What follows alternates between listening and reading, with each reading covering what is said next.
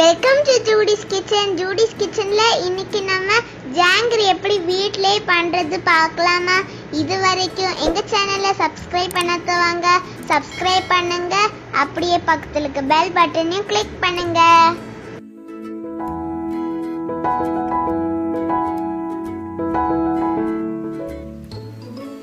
இந்த ஜாங்கிரி பண்றதுக்கு ஃபர்ஸ்ட்ல நம்ம உளுந்த ஊற வச்சிடலாம். இப்போ மெஷரிங் கப்ல 1 கப் உளுந்து எடுத்துருக்கிறேன். உளுந்தோட அளவு பார்த்தீங்கன்னா இந்த மாதிரி ஃபுல்லாக எடுக்காம கொஞ்சம் அந்த கப்பு வந்து ஃபுல்லாக ஆகாமல் எடுத்துருக்கிறேன். நீங்கள் இந்த அளவு வந்து இந்த ஜாங்கிரி லட்டு இந்த மாதிரிலாம் பண்ணுறப்ப கரெக்டாக இருந்தால் தான் உங்களுக்கு அந்த பாகு எல்லாமே உங்களுக்கு கரெக்டாக வரும். ஸோ நீங்கள் வந்து கிராம் கணக்கில் பார்த்தீங்கன்னா ஒரு 200 கிராம் அளவு வரும். இந்த கப் அளவில் பார்த்தீங்கன்னா 1 கப், அதுவும் நிறைய இல்லாமல் இந்த மாதிரி. இது கூட நம்ம பச்சை அரிசி ஊற வச்சிடலாம். டேபிள் ஸ்பூன் எடுத்துக்கோங்க. டேபிள் ஸ்பூன் அளவில், அதுவும் குவிச்சு அளக்காம இந்த மாதிரி 3 டேபிள் ஸ்பூன் பச்சரிசி சேர்த்துடலாம். இப்போ இது ரெண்டையும் நல்லா கழுவுனதுக்கு அப்புறமா தண்ணி ஊற்றி 1 மணி நேரம் ஊற வச்சிடலாம். நம்ம ஊற வச்சிருக்கிற உளுந்து அரிசி ரெண்டுமே 1 மணி நேரம் நல்லா ஊறி இருக்குது. இப்போ இதை ஒரு மிக்ஸி ஜார்ல மாத்தி அரைச்சிடலாம். நீங்க கிரைண்டர் யூஸ் பண்ணி அரைக்கிறதால அரைச்சிக்கலாம். இந்த உளுத்த மாவை அரைக்கிறப்போ தண்ணி கொஞ்சம் கொஞ்சமா சேர்த்து நல்லா கெட்டியா அரைச்சுக்கோங்க. மாவை இந்த மாதிரி கெட்டியா அரைச்சு எடுத்துட்டு வந்தாச்சு. இந்த மாவுடைய கன்சிஸ்டன்சி பாத்துக்கோங்க. இந்த அளவுக்கு வந்து நல்லா கெட்டியா இருக்கணும். அப்பதான் உங்களுக்கு ஜாங்கிரி போடுறதுக்கு நல்லா வரும். அதே டைம்ல வந்து மாவு நல்லா நைஸா அரைஞ்சு இருக்கணும். இப்ப இந்த உளுத்த மாவுல கொஞ்சமா ஆரஞ்சு கலர் வந்து நீங்க சேர்த்துக்கலாம்.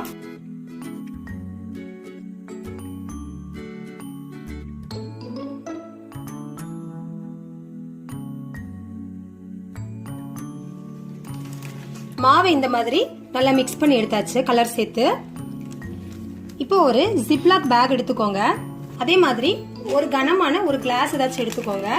நம்ம இந்த மாவு போடுறப்போ ஈஸியா போடுறதுக்காக தான் இதை நம்ம செய்யறோம். இந்த மாதிரி பண்ணிட்டீங்கன்னா நீங்க ரெடி பண்ணி வச்சுக்கிற மாவு உங்களுக்கு போடுறதுக்கு ஈஸியா இருக்கும்.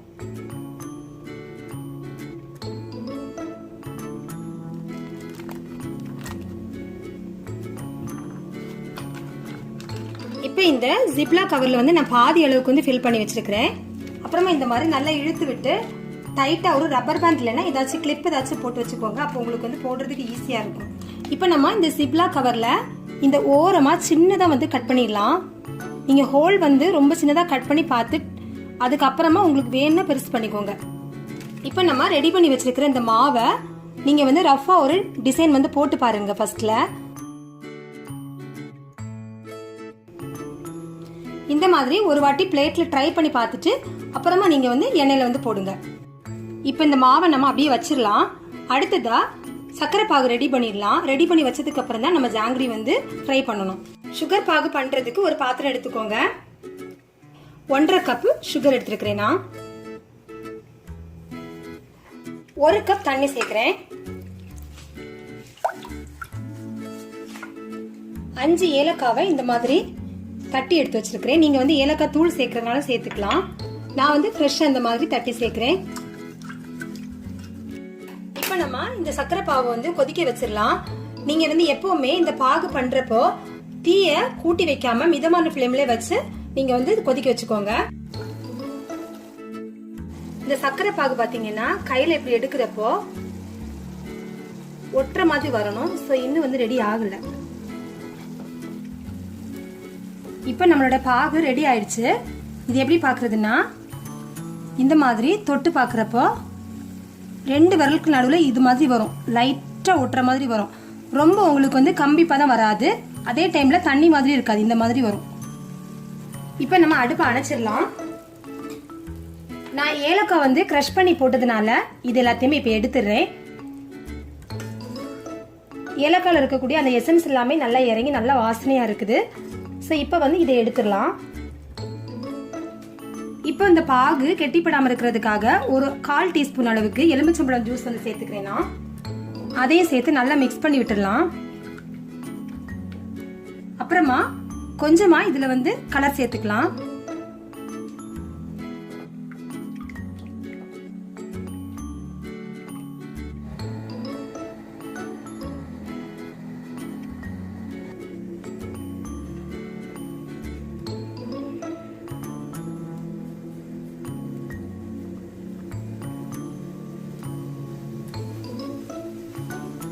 ஜாங்கிரி ஃப்ரை பண்ற டைம்ல எண்ணெய் வந்து மிதமான சூடுல தான் இருக்கணும், ரொம்ப ஹை ஃப்ளேம்ல வைக்க கூடாது.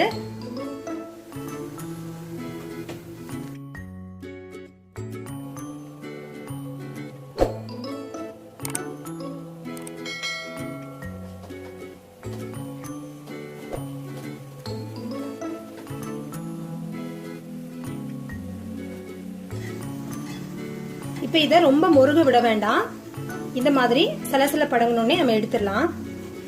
இந்த ஜாங்கிரில இருந்து இந்த மாதிரி ஒரு எண்ணெய் வடிகிற மாதிரி ஒரு கரண்டி எடுத்துக்கோங்க. நல்லா அந்த எண்ணெய் எல்லாம் போனதுக்கு அப்புறமா நம்ம சூடா ரெடி பண்ணி வச்சிருக்கிற பாகுல வந்து போட்டுடலாம்.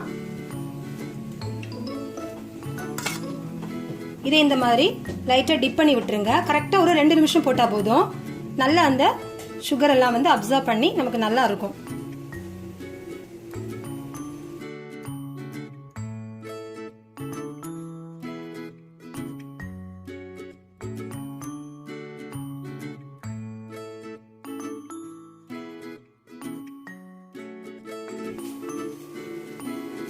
இப்ப நம்ம ரெடி பண்ணி வச்சிருந்த மாவு எல்லாத்தையுமே இந்த மாதிரி ஜாங்கிரி போட்டாச்சு. சூப்பரான நம்மளோட ஜாங்கிரி ரெடி ஆயாச்சு. உங்களுக்கு வந்து இந்த அளவுகள் எல்லாமே கிலோ அளவுல வேணும்னா நான் டிஸ்கிரிப்ஷன் பாக்ஸ்ல வந்து போஸ்ட் பண்றேன், நீங்க பாத்துக்கோங்க. ஜாங்கிரி பண்றப்போ ஒரு டிப்ஸ் என்னன்னா, நம்ம ஒரு பாதி ஜாங்கிரி எல்லாம் போட்டதுக்கு அப்புறமா சக்கரை பாகு லைட்டா கெட்டி ஆகுற மாதிரி இருக்கும்.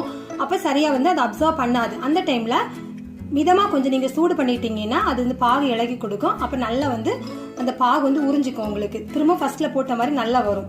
ஸோ இந்த டிப்ஸ் வந்து நீங்க ஃபாலோ பண்ணுங்க. அப்புறமா உங்களுக்கு வந்து கிறிஸ்பியா வேண்டாம் அப்படின்னா, நல்லா இந்த மாதிரி சாஃப்டா வேணும்னா இந்த அரிசியோட அளவை கம்மி பண்ணிக்கலாம். இல்ல அரிசி சுத்தமா சேர்க்காம உளுந்துல மட்டும் கூட நீங்க பண்ணிக்கலாம். இந்த ரெசிபியை நீங்களும் ட்ரை பண்ணி பாருங்க. இந்த வீடியோ பிடிச்சிருந்தா லைக் பண்ணுங்க, ஷேர் பண்ணுங்க. தேங்க்யூ.